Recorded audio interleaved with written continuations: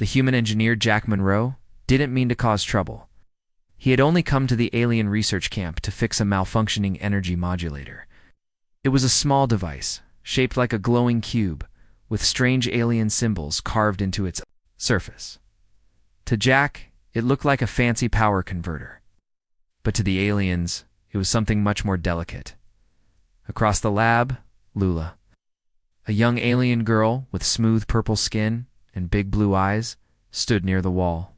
She was holding a small tray of sliced fruit and watching Jack with quiet curiosity. Her body was slim, graceful, and slightly different from humans, but not too different. Jack wiped sweat from his forehead. The modulator was making weird noises, and lights flickered every time he touched a wire. "Careful with that," Lula said in a soft voice.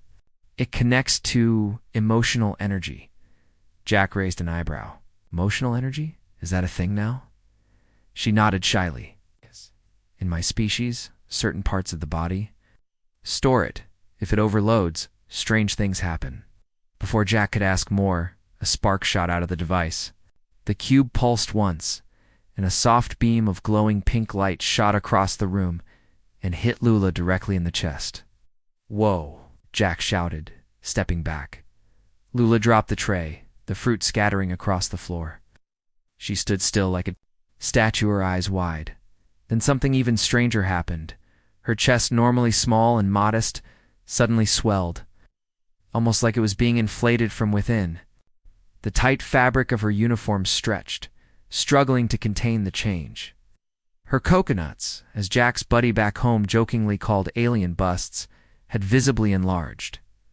Lula gasped, covered her chest with both arms, and let out a small squeal. Jack's mouth dropped open.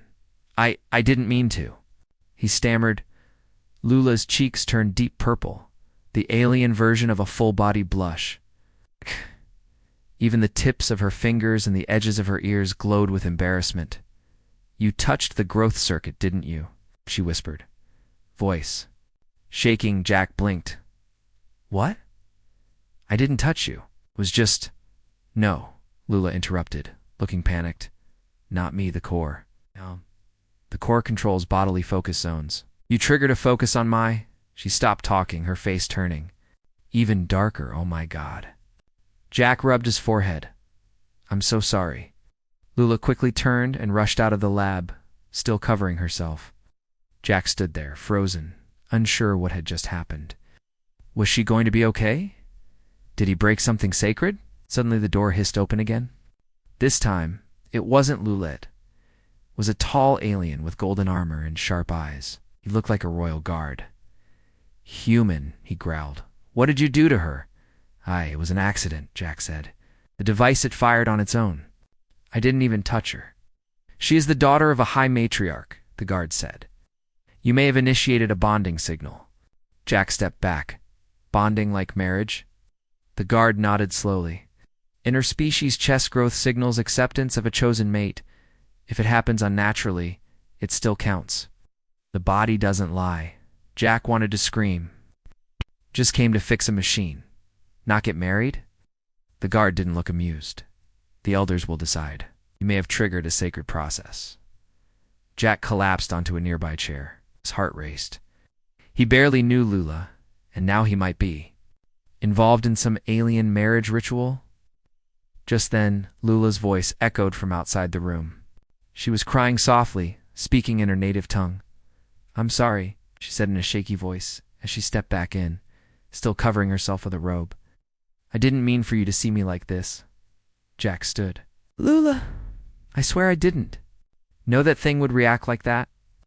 "I know," she whispered, looking down. "But it's already started. And I can't hide it now. They'll all see." Jack looked around nervously. "See what?" Lula looked up with tears in her big blue eyes. "That I grew for you." The camp's alert lights blinked a soft yellow. Not red, not danger, but not green either. It was a warning. A social warning. One that meant something awkward just happened, and the elders have noticed. Jack had no idea what that meant until 3 aliens in white robes came for him at dawn. "Humans," said the shortest one. "Eyes glowing like twin moons, you are summoned." The growth core has reacted. Sacred link may have been formed. Jack, still rubbing sleep from his eyes, replied, "Is this about Lula's, coconuts?" All three elders blinked at once. "She has chosen you," said the tall one. "I didn't choose anyone," Jack protested. "I was fixing a power box. The core does not lie," the elder said simply. "You touched the center line of her emotion regulator. Her coconuts, her sacred memory glands responded, enlarged." Jack looked around, panicked. "I don't even know what that means." Another elder leaned closer and whispered, "She will remember you forever now. Her body has started imprinting. Imprinting." Meanwhile, across the camp, Lula sat inside her tent, wrapped in a loose robe. She held a small glowing stone against her chest, pulsed softly with light, in rhythm with her heartbeat. Her cousin, another alien girl, slightly older and more confident, sat beside her. "I told you not to get close to humans," the cousin said. "I didn't plan this," Lula whispered. He looked so focused, so calm.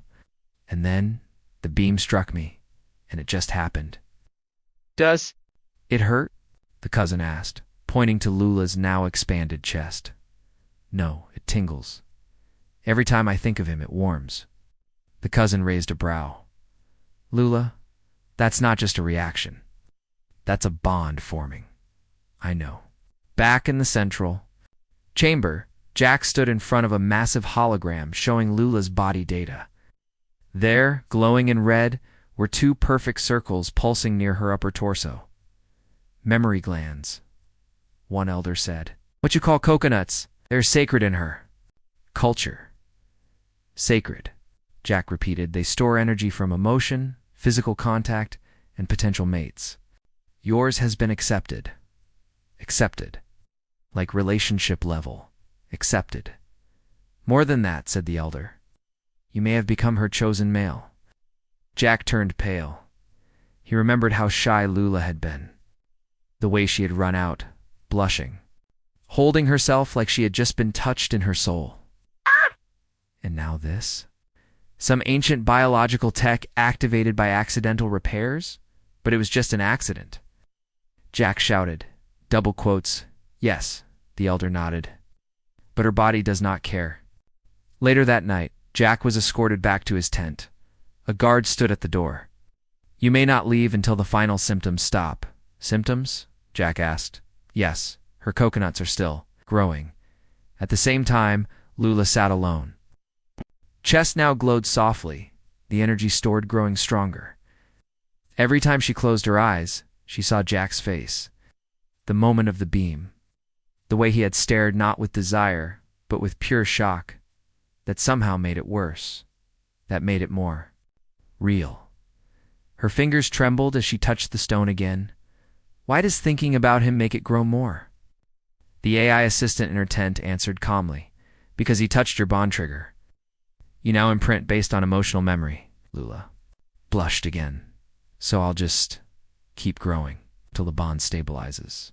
"Yes, or until you release it." "Release it? Either by rejecting the male publicly, or by completing the ritual of choosing." Lula stared at the tent flap, at the guard outside, at the space where she knew Jack was resting. "I can't reject him," she whispered. "He didn't do anything wrong?" The AI blinked. "Then prepare for the ritual." Inside his own tent, Jack tried to sleep, but his mind was full of questions. What if they forced him into some alien marriage? What if touching that device really linked him? For life? Suddenly, the flap rustled. Lula stepped in. Her face was glowing. Her eyes wet, her robe tighter now than before. Jack sat up fast. "Lula, I thought, aren't you supposed to be—" "I'm sorry," she said softly, "but I need to know." "One thing?" She came closer, slowly. Her hands trembled. "Did you feel anything too?" she whispered. Jack swallowed. "I don't know," she nodded. "I did," she said. Then she reached for his hand and guided it toward her chest. Again, this time, he didn't pull away. Jack sat inside a quiet, glowing chamber, its walls made of smooth crystal, humming with low vibrations. He wasn't allowed to leave, not until the truth was known. In front of him sat a creature even older than the elders he'd met before, High Priestess Rala. Her long tendrils floated like silk, and her 4 violet eyes studied him carefully. "You were confused?" she said. "That's an understatement," Jack mumbled. "You don't understand what the coconuts mean to us," she said. Jack raised a brow. "You mean her chest?" The priestess didn't smile. Instead, she pressed a button, and a hologram flickered to life. It showed alien females through history, their bodies glowing softly at the chest during moments of joy, grief, and intimacy. "These are not decorations," she said. "They are our emotional reservoirs. A female's glands grow when her heart responds deeply. Joy, love, even embarrassment." Jack sat up straighter. So when the device hit Lula and made her, well, expand, it wasn't just physical. No, the priestess said. Her body accepted the emotional imprint from you. I didn't try to imprint. I was fixing a device. "You didn't have to try," the priestess said calmly. You looked at her. She looked back. Her heart remembered. Jack sighed. "So now what?" The priestess turned serious. "Now you must decide if you will break the bond or complete the rite." Jack blinked. "And what's involved in completing the rite?" She tilted her head. "Touch, speech, sincerity, and Dayar." Jack gulped. "Of the coconuts."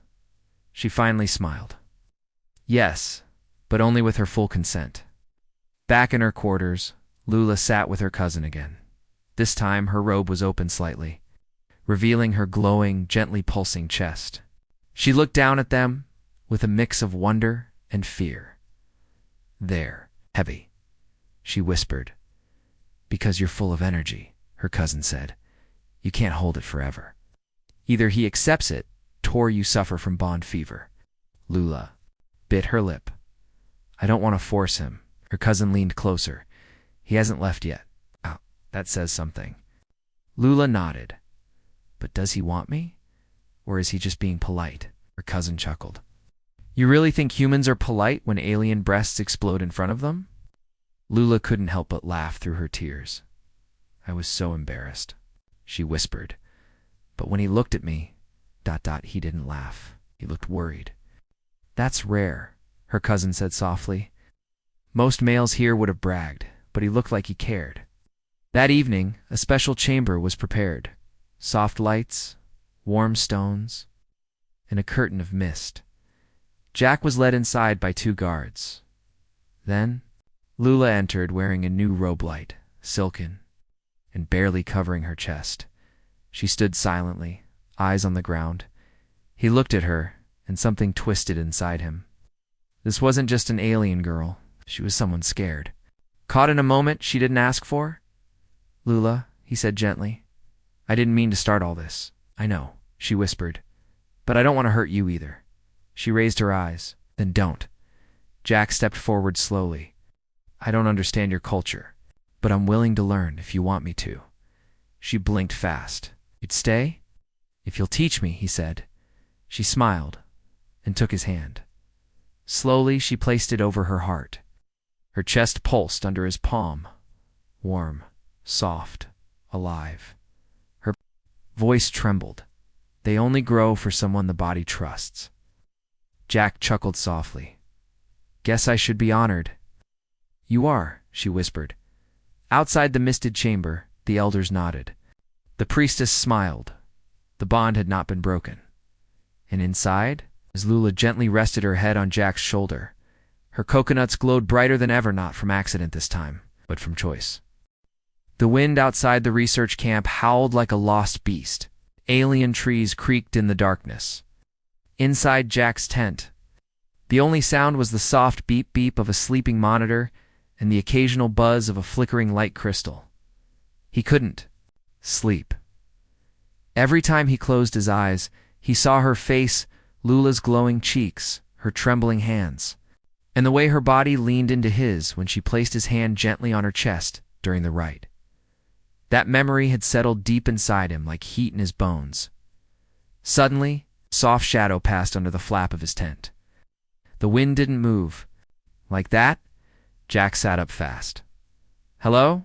He whispered, the flap rustled open, and Lula stepped inside. She was barefoot. Her robe was light and flowing, like moonlight wrapped around her form. Her long violet hair was untied, trailing down her back. Her glowing coconuts peeked through the fabrics, subtle, but unmistakably fuller than before. Jack's mouth went dry. "Lula?" he said, voice low. "Is everything okay?" She stood there silently for a moment, then slowly nodded. "I couldn't sleep." He gestured awkwardly to a cushion near him. "Want to sit?"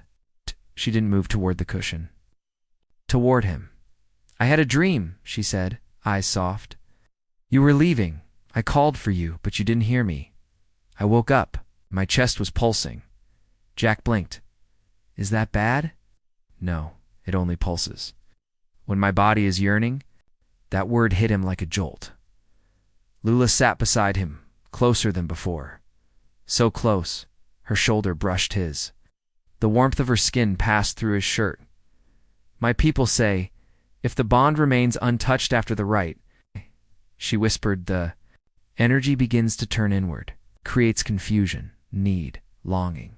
He turned to face her. "And that's what you're feeling now." Her voice trembled. "Yes, but not just in my body. In my heart." Jack looked into her eyes. For a moment, they didn't speak. The silence between them wasn't awkward. It was thick, heavy with unspoken things. Then Lula broke the moment. "Do you think I'm weird?" "What?" "No," Jack said. "Quickly, even with these," she whispered, glancing down at her chest. "They grew because of you.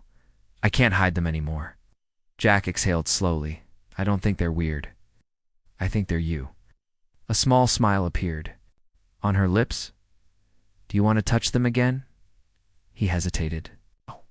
"Only if you want me to." She looked away, then nodded. "I want to understand why my body keeps growing for you," she said, voice barely above a whisper. "Maybe if I let you close, it will stop. Or maybe it will finally feel complete." She placed his hand gently over her robe, directly where her coconuts swelled warm and firm. His fingers sank slightly into the fabric. Her breath hitched. "Does that hurt?" he asked gently. She shook her head, eyes fluttering. "It calms me." Jack held his hand there, feeling the slow, steady rhythm beneath. It was like holding a heartbeat wrapped in softness. Suddenly, her fingers found his. "I'm scared," she said. "Why?" "Because I don't want you to leave. I don't know if you're staying just because you have to." Jack looked into her eyes. "I stayed," he said, "because you looked terrified and beautiful all at once. Because you didn't ask for this. But you faced it with honesty. I don't know where this goes, Lula, but I'm not walking away." Her lips trembled, and then she leaned in. Not a kiss, not yet, but her forehead touched his chest, her arms wrapped around him. Her whole body pressed into his, soft and warm. And her coconuts glowed brighter, like they approved. Jack carefully wrapped his arms around her for a long time, and they stayed like that. And for the first time, Lula wasn't. Blushing in shame, she was glowing in peace. By morning, everything changed. Jack woke up with Lula curled peacefully against him, now her head on his chest, her glowing coconuts softly pressed against his side. The warmth between them felt real. Quiet, right? But that peace didn't last long. A loud horn echoed across the camp, sharp, ancient, and very alien. Lula jolted upright, her eyes wide with panic. "No," she whispered. "Not now. Not this soon." Jack rubbed his eyes. "What is that?" "The summon horn," Lula said, quickly pulling her robe tight. "They've declared the rite complete. They think you accepted the bond last night." Jack blinked. "Wait, what?" "I just held you, comforted you. You touched the glands again," she whispered, and stayed. "That's enough." Minutes later, guards appeared outside his tent, dressed in ceremonial robes. They bowed their heads and handed Jack something wrapped in red cloth. "This?" he asked. "A ceremonial chest cloth," one of them said. "You are to present it publicly, before the Matriarch's Council. It signals that you claim her as your chosen female." Jack stared at the cloth. "This is a bra." The guard looked confused. "A sacred one." Back in her tent, Lula was being painted with glowing dust by elder women. Her coconuts had been wrapped in golden bands, which shimmered with each breath she took. She was terrified, but didn't speak. Ow.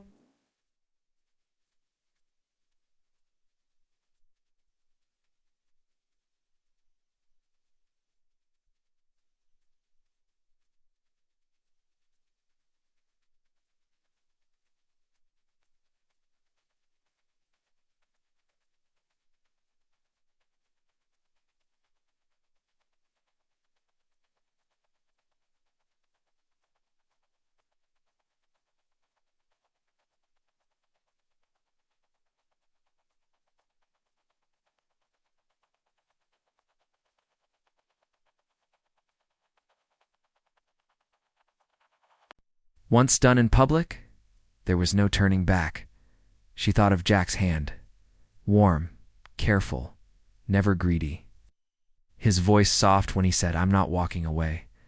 Her heart pulsed, and the golden bands around her chest tightened slightly, reacting. To her feelings, the elder woman beside her smiled.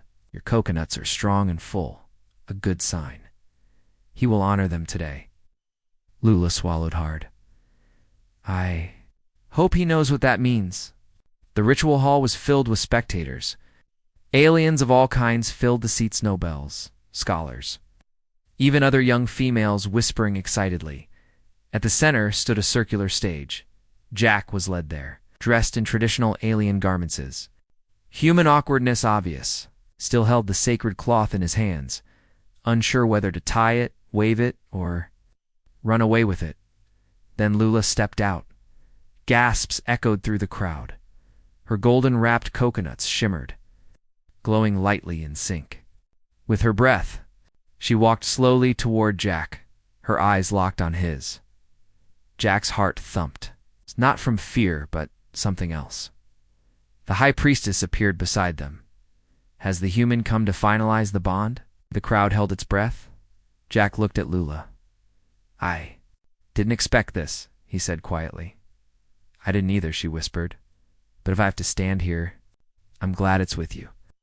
He took the red cloth and, with both hands, gently tied it around her chest, just above the golden bands. The priestess nodded. "The bond is accepted." The crowd cheered. But suddenly, a deep voice interrupted. "This bond is not valid." Everyone turned. A tall, broad alien male walked forward, muscular, angry, and clearly jealous. "I was her promised match before the human arrived," he growled. "She was mine," Lula gasped. "Grather!" "No, that was never confirmed." Pointed at Jack, he corrupted the ritual. A device, he used it to force her glands to swell unnaturally. The crowd murmured. Jack stepped forward. "I didn't force anything. It was an accident, yes, but everything after, that was real." "Then prove it," Grather snarled. "Complete the final stage. Before us all." Jack looked at Lula. "There's a final stage?" Lula's cheeks flushed. "It's gentle kiss on the chest. The top. Just a touch. To seal the energy." Jack paused, then slowly bent down. He gently pressed a soft, respectful kiss to the top of her glowing right coconut. The band shimmered, then vanished into golden dust. The hall went silent. Then, thunderous applause.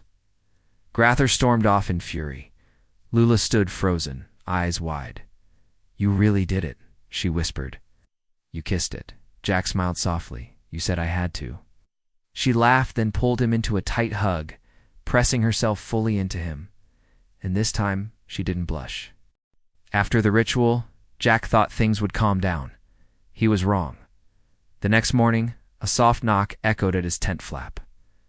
When he opened it, Lula stood there wearing a new robe, not gold, not formal, just simple, but her face was. It's different. She wasn't blushing. She wasn't shy. She was glowing and confident. "May I come in?" she asked softly. Jack nodded and stepped aside. He'd barely closed the flap behind her when she said something that made his breath catch. "My coconuts started pulsing again." "Last night?" Jack blinked. "Because of the ritual?" She shook her head. "I couldn't stop thinking about how you kissed them." He coughed, nervous. Was I too rough? I tried to be gentle. You're perfect, she whispered. But they want more. He didn't know whether she meant her glands, her body, or her heart. Lula, are you sure? He asked gently. She took a deep breath and stepped closer. I've never felt more sure. You didn't just complete the ritual. You made me feel seen, not as some alien female with swelling glands, but as me. Jack touched her cheek. Are you beautiful, brave, funny when you panic? She laughed, then looked down. Her robe slowly slipped from her shoulder. Then lower, and he saw them fully for the first time. They glowed softly, not just from stored energy, but from something deeper. Acceptance, trust, desire. I want you to touch them again, she said, her voice barely audible. But this time, with no pressure, no ritual, just us. Jack stepped forward slowly, raised his hands but didn't rush. Tell me if anything feels wrong, he said. Lula smiled. Everything already feels right. He placed his palms gently on both of them. They were warm, soft, and pulsing with energy like living memory crystals. She shivered but didn't pull away. Then he did something unexpected. He leaned forward, not to kiss, but to listen. He pressed his ear gently to one. A soft hum echoed inside, like a song of her heartbeat, emotions, and bond. All tangled into one. Lula gasped. No one's ever listened to them. They're not just symbols, he said. They tell your story. Lula's eyes filled with tears. I think they're finally full. Jack blinked. Full. She nodded, laughing through the tears. It means the bond is complete. The energy doesn't need to grow anymore. It's stabilized. Her coconuts slowly stopped glowing. The pulsing faded into a soft, steady warmth. She leaned into him, resting her glowing chest against his body. You've made me whole, she whispered. He held her close. I didn't mean to, but I'm glad I did. And then she looked up at him with a sly grin. You know, she said, on my planet, once the bond stabilizes, we sleep together. Jack blinked. You mean like, she laughed and pushed him onto the bedroll, like actual sleep. Don't be a typical human. He grinned. Right? Got it? She curled beside him, pulling his arm around her, resting her head against his chest. Her coconuts pressed softly into his side, but now they weren't blushing triggers anymore.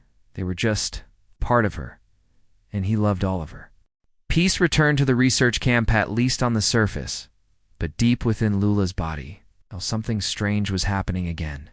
It began 3 days after the ritual. At first, it was a soft heat in her chest. Then came the low, rhythmic pulse. At night, she couldn't rest without curling into Jack, and even then, she'd wake up glowing. Her coconuts, which had stabilized after the sacred bond, were pulsing again, growing, but not like before. This time the growth was gentle, controlled, and full of light.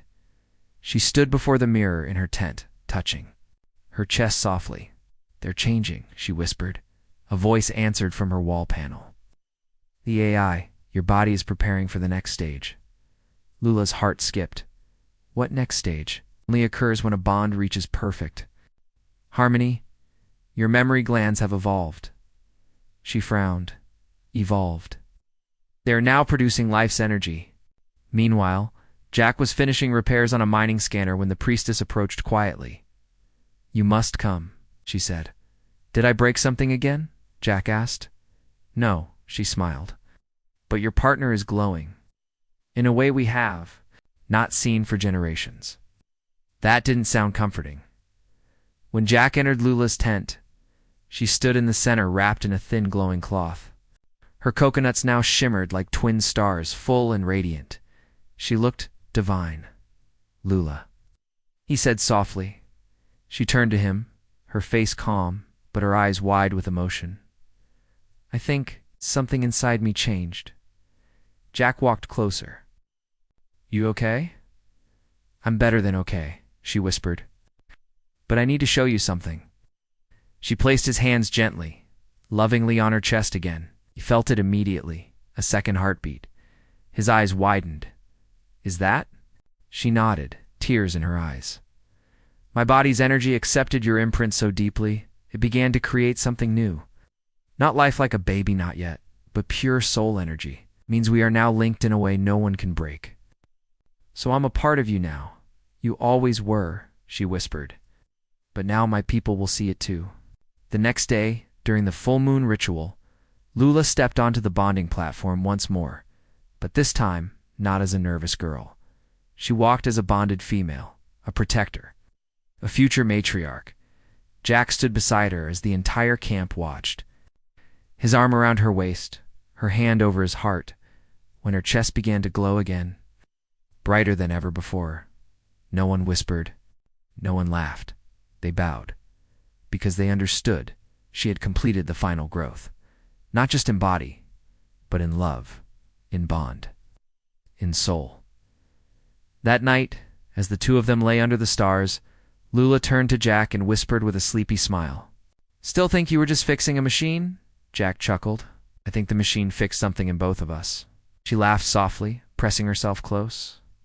And for the first time in her life, she slept without fear, because someone had touched her not just where she stored her emotions, but where she stored her truth